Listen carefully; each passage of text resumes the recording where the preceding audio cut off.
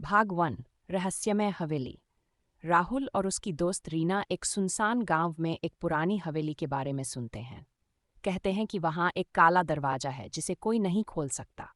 जिसने भी कोशिश की वह या तो गायब हो गया या पागल हो गया। राहुल और रीना रोमांच के शौकीन थे, इसलिए वे उस हवेली में गए। अंदर अजीब सी ठंडक थी और हर तरफ धूल जमी थी।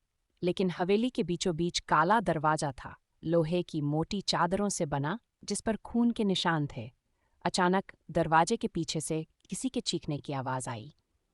वे दोनों डर से कांप उठे, लेकिन राहुल ने हिम्मत करके दरवाजा छू लिया।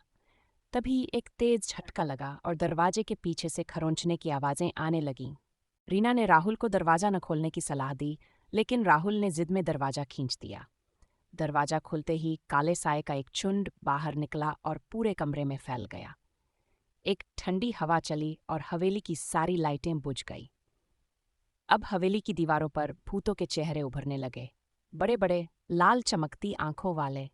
उनमें से एक ने राहुल की ओर हाथ बढ़ाया और उसकी गर्दन कसकर पकड़ ली।